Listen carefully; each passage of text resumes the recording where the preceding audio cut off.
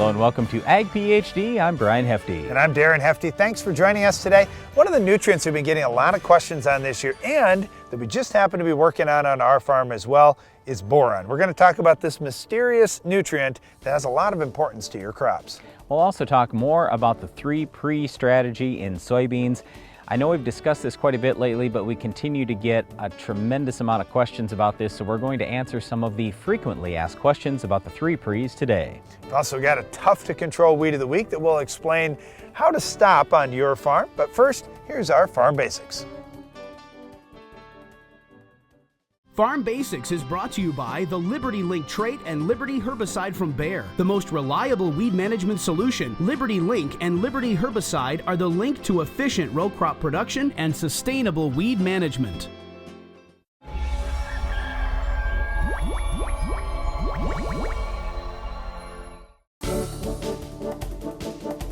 During our Farm Basics time today, we're going to talk about drift retardants.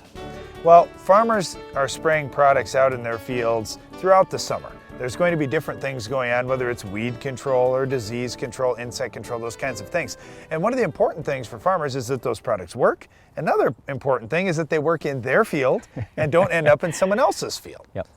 So what's happened here over the years is manufacturers have developed different spray nozzles to make droplet size bigger. Whenever droplet size is bigger, then there is absolutely going to be less drift. The droplet weighs more, it gets to the ground faster. So a lot of times we'll talk about the reverse of that, the opposite of big droplets. It will be very small droplets, or we'll call them fines. So there is, okay, you can do this with a spray nozzle, but you can also do this by adding something to the spray tank called a drift retardant or drift reduction agent, DRA for short. So what farmers can do then is they can take these drift retardants with them into the field, and maybe they get a nice day like we are experiencing right now, where there's virtually no wind out there, maybe a 3-mile-an-hour breeze at most. Well, they aren't worried about fines moving around when there's a 3-mile-an-hour breeze. So a farmer may say, you know what, I'm fine spraying right now, I can just run my sprayer as is. But you know what, later on in the day the wind's going to pick up and it's going to be 7 or 8 miles an hour. Now I start worrying about, well, those fine spray droplets might move around on me, so I can add in a drift retardant agent without having to change my spray tips. So like Brian said, you could get spray tips that just naturally make big droplets, but when you're making great big droplets, it's hard to get big droplets to land on a leaf and stay. You'll often see them splatter. So half of the spray that you needed to be on a leaf of, say, a weed that you're trying to kill, half of it ends up on the ground and does you no good. So farmers like to use the smaller droplets, but on days where that wind does pick up a little bit, the drift retardants offer them the flexibility of adding that in to try to control the size of those droplets. And that's really what we're talking about here, is increasing the viscosity of that spray solution so the droplet size is more uniform and a little bit larger. All right, so that all sounds fantastic, but the problem is if a farmer uses too much of one of these drift reduction agents, it can cause serious problems. The droplets can get too big and it messes up the spray pattern. So in effect, what the farmer is doing as he's going throughout the field is he's spraying a little area, leaving a little, spraying a little, leaving a little. That's a major issue. In addition to that, if too much drift retardant gets in the spray tank, it's very possible that it could coagulate so much that it won't come out of the spray tank. It'll be like cottage cheese in the spray tank and the farmer has to scrape it out. So that's not a lot of fun either. So what we always tell farmers is start on the very, very, very low side with the drift reduction agents. Use a tiny rate and then start bumping your rate as you see, oh, okay, this works. I'm not having any problems. It's not adversely affecting my spray pattern, those types of things. Now with these drift reduction agents, we mentioned they make droplet size bigger. The other thing that's happening is the manufacturers are learning some other things could be added to the mix to help retain those droplets on the leaf. So we're seeing combination products that also have a surfactant or a deposition aid. So when the droplet hits the leaf, it spreads out on the leaf and it sticks tight to that leaf. So we're seeing improvements in performance in many cases, but like Brian said, the rate is pretty sensitive on these products where farmers really have to dial in with their specific product, which type of drift reduction agent works, and then is there a combination product that could help me do a better job either controlling the bugs or insects or diseases that I'm out there trying to get. The reason we wanted to talk about this during our Farm Basics time today is So if you are a non-farmer, we just want you to understand that as farmers, we're doing everything we can, in part by using drift reduction agents and other techniques, to keep whatever we're spraying in our fields so it doesn't affect neighboring fields. But one thing we don't want to have in our fields is our weed of the week. We'll show you how to control this tough weed later in the show.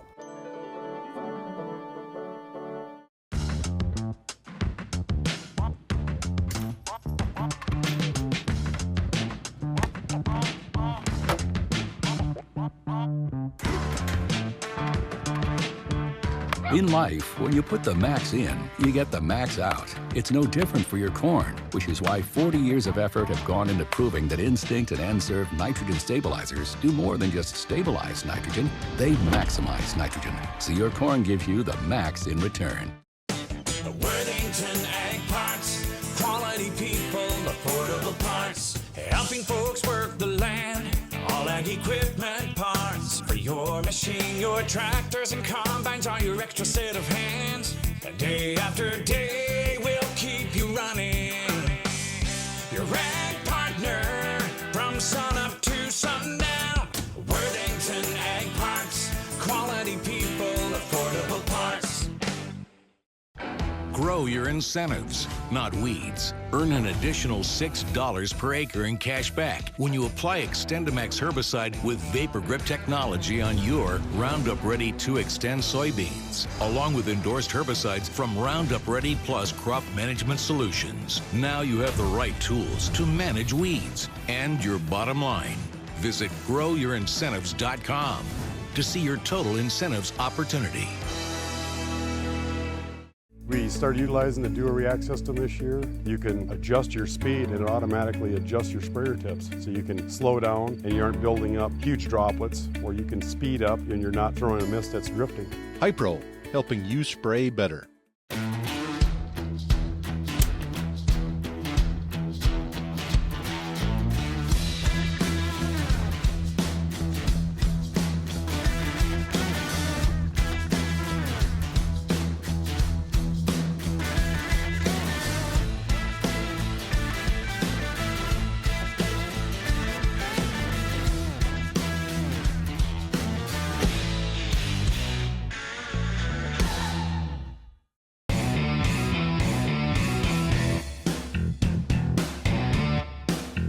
Leading the charge in strip tillage for more than a decade, the Soil Warrior brings the future to your farm today.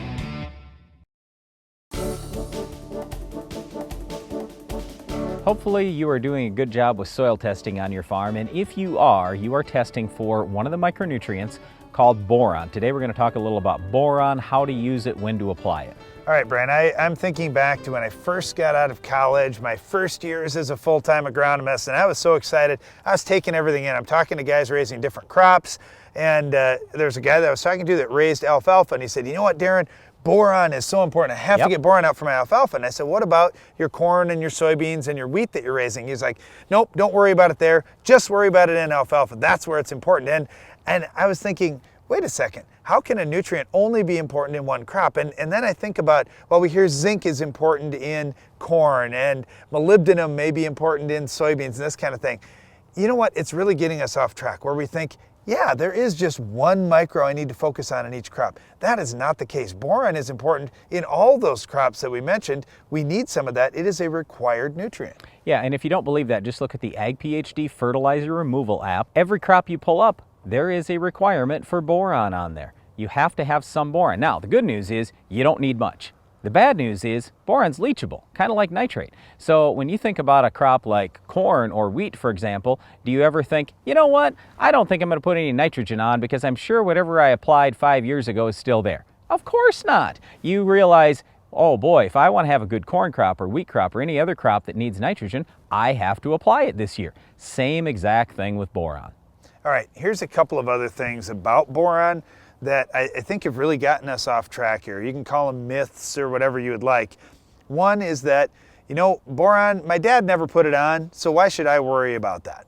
Well, there's going to be a lot of things that your dad or your grandpa didn't do on the farm that previous generations didn't do that now we're doing. Hey, and let's keep in mind, Dad probably had 100 bushels per acre less than you also, so that's a big deal. Well, it certainly is. The yield enhancement, or the boost in yield that we're seeing now, is requiring more of various nutrients, and certain ones that were in your soil are getting used up. So we see that with some of the other micronutrients out there too, that, wow, we've been mining this out of the soil for a long time. We finally reached a point where we need to add more. With boron, it's one, as Brian mentioned, you're adding every year. The other thing with boron that has been really doing a disservice to farmers across the country is, well, boron is needed for reproductive stages. We need it for pollination and this kind of thing, so we need it late in the year. While it's true that we do need boron availability late in the season, we also need boron early in the season. Boron is one of those micronutrients. It's a little bit different than the others, that is so important in every cell that's being produced all the way through that plant's life. So boron is almost structural. It's not structural like a P and a K would be in your plant, but it is very important. We need boron all the way through the season. Unfortunately, one of the things you hear about boron is, well, hey, I got to be careful. I maybe don't even want to apply it because I hear it can be toxic to my crop. Well, sure, it can be toxic to your crop. So can anything else if you way overdo it. I can just tell you on our own farm, because we have medium to heavy soils on a lot of it, but we also have some sand. We really haven't had any problem, and we've put several pounds per acre on in a broadcast. Now, yes, if you're going to put some in furrow, you got to be super careful. If you're going to put some 2x2, you have to be somewhat careful. But broadcast, then it's not as big a concern. And again, don't get me wrong, I'm not saying there aren't limits with boron, there are. But I am saying, hey, if you broadcast it, you're probably a lot safer. I know you're a lot safer to the seed. And broadcasting with boron is fine because boron is what? It's leachable. It's going to move down through the soil. It's not like phosphorus or zinc where banding really pays. Boron is a lot more like nitrogen where it's going to move in the soil profile. So that's probably the way we would suggest you put it on in most cases. Broadcasting boron out on the soil is great, but you're going to need some boron in season. And one of the ways that we see farmers putting boron on is to foliar feed. Now, foliar feed is fine. You can only put so much on, as Brian said, or you can run into some issues, but it is safe to use. You can use some foliar. You're just going to have to do it multiple applications if you want to keep spoon feeding that crop along. Our suggestion for you is soil test. Make sure you're testing for boron also. When you tissue test, make sure you're getting boron results. Track those things as you go along and run some experiments yourself on your farm. Try boosting your boron levels. If you're having problems with yield, that very well may be the problem on your farm. Now, one other thing that can be a problem from time to time is our weed of the week. Can you identify this week's weed? Let's face it, Joe. Some of these guys aren't easy to play. Biologicals are expensive. Humates and plant growth regulators are messy. Yeah, but AgroLiquid has 4 new players that have really eliminated those problems. The Primer Grow line has helped their team realize the benefits. Wait, so season-long nutrition and optimized yields while creating a biologically active soil? That's right. Primer Grow line is a fantastic addition to AgroLiquid's stellar team.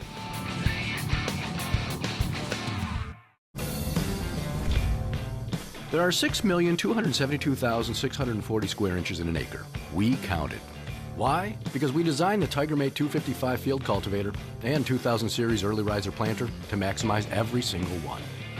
So when you create the most level seed bed in the industry and target a nickel-size area to plant a seed and never miss, you'll know in high-efficiency farming, there's one name to count on: Case IH. Rethink productivity. Learn more at caseih.com/everyinch. We love the quality, we love the construction. We're looking forward to working with Morton in the future. They have this down to a science. They know exactly what you want. They know how to make it happen. It's an easy process. I would definitely recommend Morton. From the first time I met the salesman to the last nail that the crew put in, it has been a positive and professional experience. I'm so happy I found Morton because they just make the job so easy. Find the building of your dreams at mortonbuildings.com.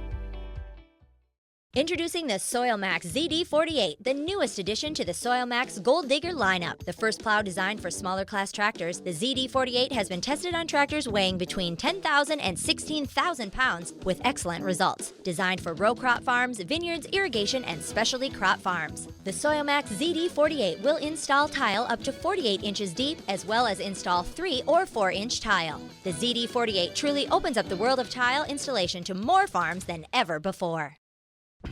N, P, and K. They're critical for a healthy crop. Improve their availability and your yield potential with QuickRoot's microbial seed inoculant. QuickRoot's technology contains 2 powerful microbes that can help improve access to key nutrients, and it's available in an easy-to-apply formulation. Simply mix it directly into your dry planter box and your seeds will be covered. Learn more at monsantobioag.com/quickroots.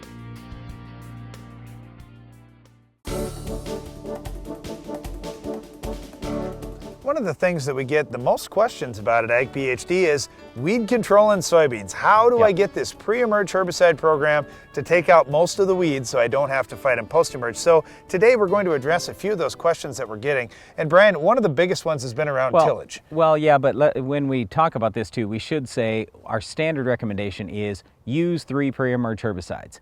And a lot of people think, oh, that's crazy expensive. Use 3 effective modes of action pre. Good point. And what happens a lot is guys say, well, I have 3 different things out here.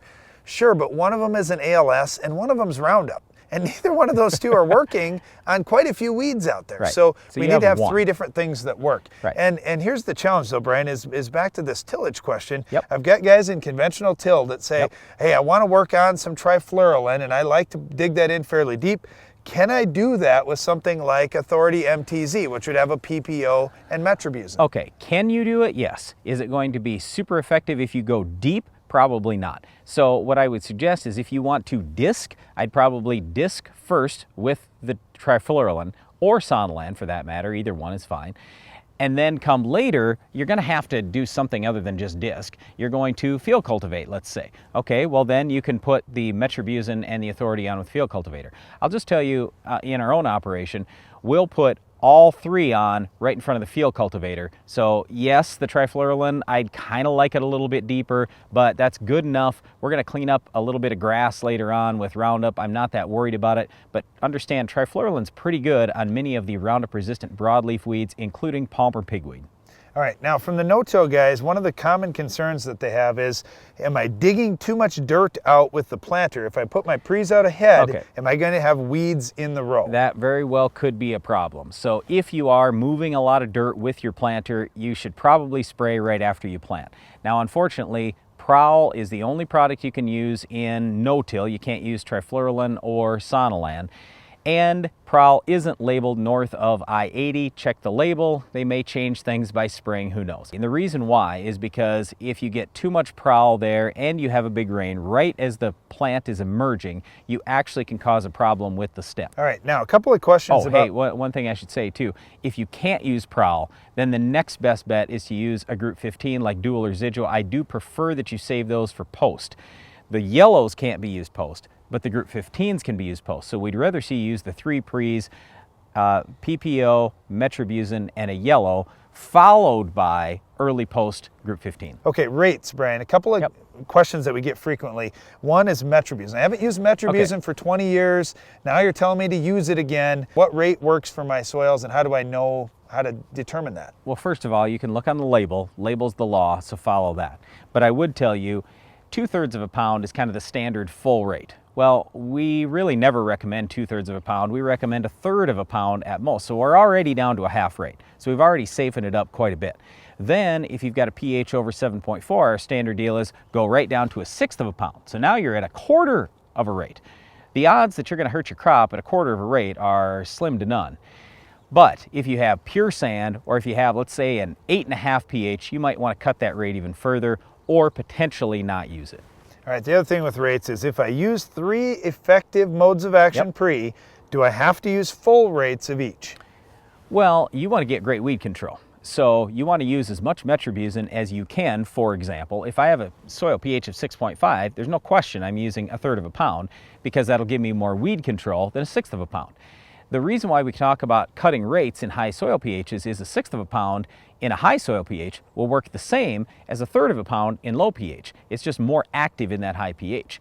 But yeah, if we talk about, okay, well, Valor, I can use 2 ounces or I can use 3 ounces, what am I going to do? If I got a serious problem with kochia, water hemp, Palmer pigweed, whatever, any of these weeds that, Valor's good on at 2 ounces, it's great on at 3 ounces, guess what I'm going to do? I'm probably going to go with that higher rate.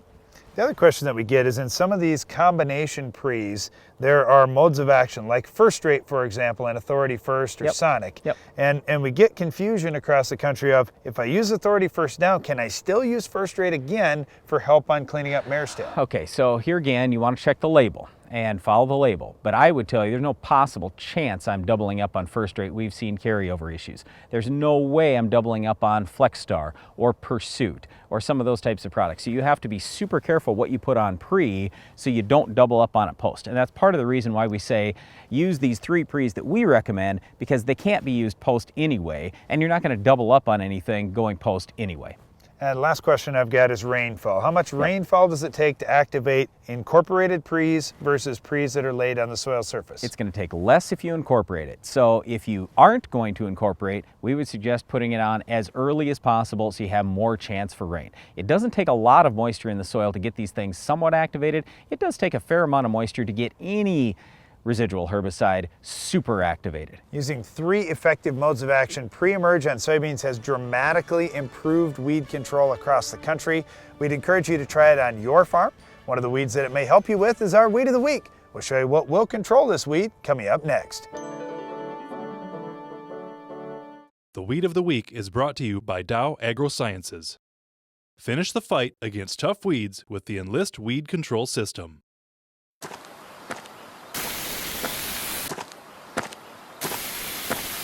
Weeds are tough, but we're tougher. With unrivaled weed control, reduced drift, and near zero volatility. So, who's tough now?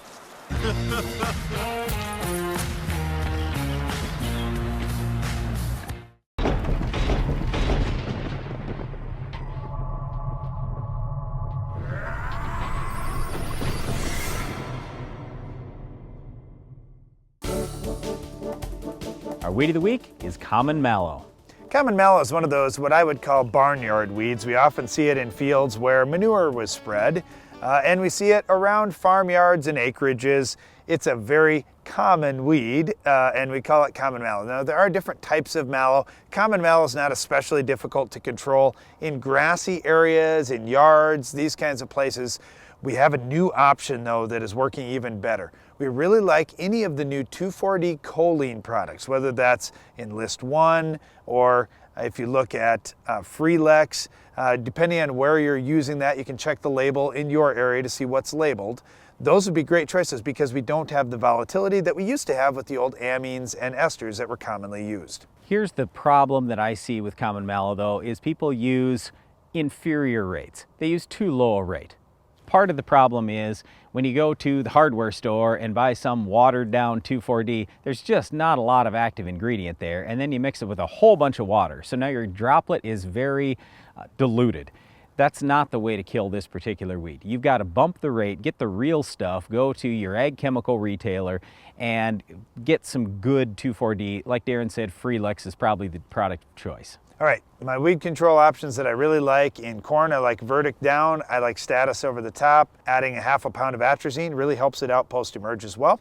When we look at wheat, I like Sharpen down. You come back over the top with Husky. And in soybeans, if we use the 3 pre-emerge strategy, we rarely, if ever, see common mallow come out post-emerge, but if we do, Roundup, Liberty, Extend, the new Enlist when that's labeled, all very effective controlling common mallow. Well, that's it for our Weed of the Week, common mallow, but stay tuned, Iron Talk is coming up next.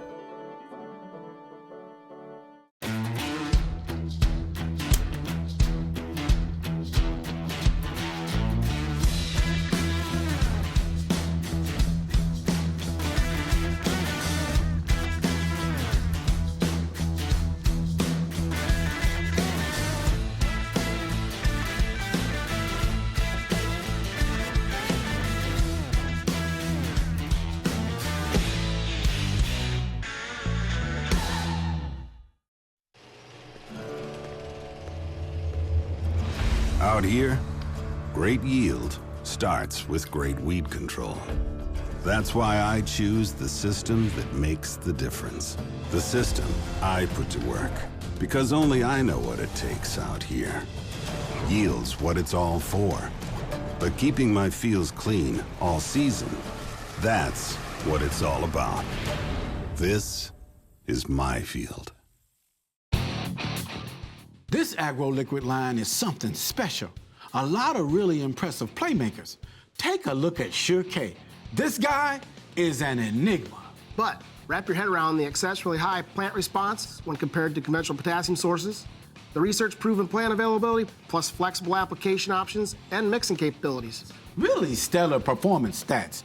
Sure K is a true standout, and that's a winning goal on any field. Nodulation. It's essential for nitrogen fixation in soybeans, but how can you help it happen in your fields? Monsanto BioAg offers inoculants that answer that question. Microbial seed applied solutions that work to establish high populations of rhizobia in your fields, helping with optimum nodulation and increased performance in your soybeans. Learn how inoculants powered by nature can help you at monsantobioag.com/inoculate. Are you looking for an easy way to apply dry powdered products to your stored grain? Do you want to use the applicator recommended by industry leaders for products like Diacon D and other dry powder products? Changing Time CT applicators successfully apply a diversity of products quickly, easily, and accurately. The innovative CT applicators are designed to give you the most accurate application of products such as talc, inoculants, fertilizers, and other dry products. For commercial use or on the farm, you need the applicator industry leaders are using. CT applicators for the changing times. Iron Talk is brought to you by Case IH. The AFS Connect Farm Management System from Case IH connects you, and only you, to the information you need most from your equipment, from anywhere, at any time. AFS Connect, only from Case IH.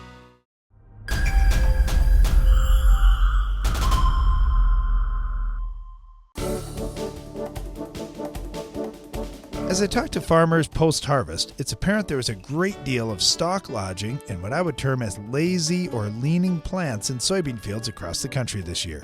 Today's Iron Talk will discuss one tool that helped harvest those beans more efficiently. Soybean lodging can be caused by a number of factors, including high winds, excessive rains, genetic susceptibility, or interestingly enough, a fertility imbalance, most notably with low levels of potassium and high levels of nitrogen. As if the lodging issue wasn't bad enough to work with during the growing season, harvesting soybeans that are leaning at a 45-degree angle or even more is a real challenge. On our farm, one of the things I've really liked is the Crary Air Reels that we've been running for years. The key advantage is getting soybeans to feed into the head evenly rather than bunching up. Farmers using these types of systems were able to thresh efficiently without loss at the head. Farmers also remark how the air reel allows them to get started earlier in the day and run later into the evening. This became a noticeable advantage in areas where the weather became a challenge this fall.